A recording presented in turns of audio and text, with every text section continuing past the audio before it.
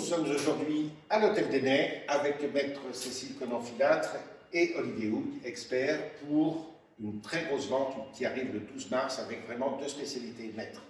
La première spécialité, la vente de tableaux contemporains de la collection de Monsieur X, qui reste un petit peu un mystère.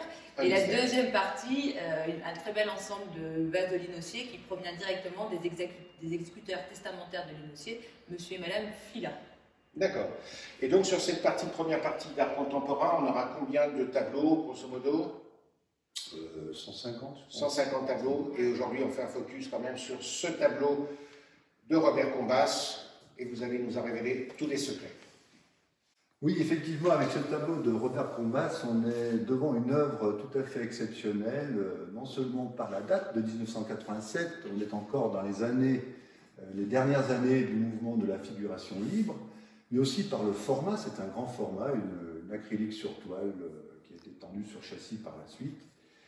Combas est un artiste contemporain qui aime bouleverser les règles et malgré tout, il s'appuie sur ces règles classiques, que ce soit dans le dessin, Combas, dessinateur exceptionnel, bien évidemment, et dans l'utilisation des couleurs, une palette tout à fait raffinée. Et une composition qui est très stable malgré un enchevêtrement de lignes et de personnages qui s'entremêlent les uns dans les autres. Et je crois que le titre est assez symptomatique de l'œuvre quand même. Alors le titre, effectivement, plein de faces, plein d'étages, plein la vue, et presque abstrait. C'est un condensé, je dirais, de l'œuvre de Combas.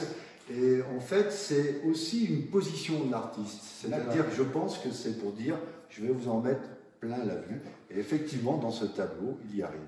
Olivier, pour terminer, l'estimation de ce tableau 80 120 000 euros. 80 120 000 euros. Il y a des chances quand même que ça monte au-dessus.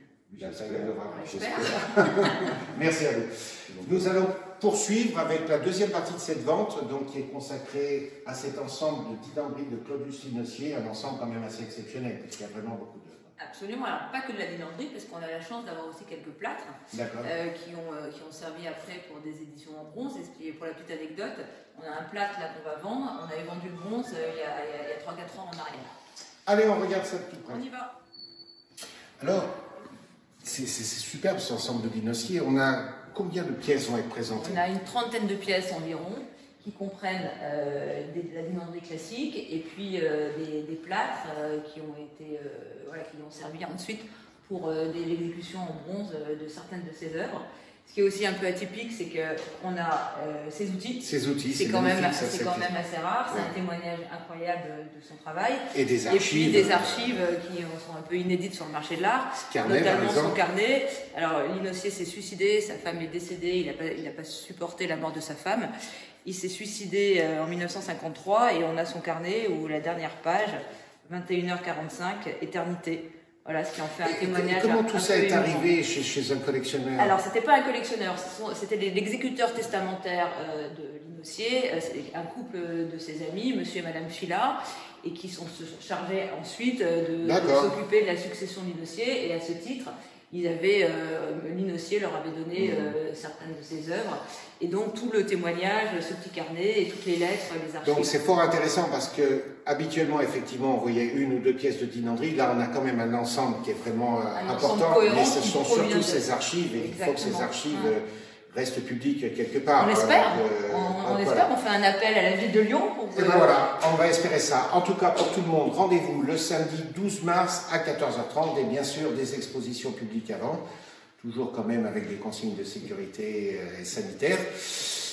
On vous espère nombreux. Ne ratez pas cette vente, c'est pas tous les jours qu'on voit un tel ensemble de Linossier. Merci. Merci.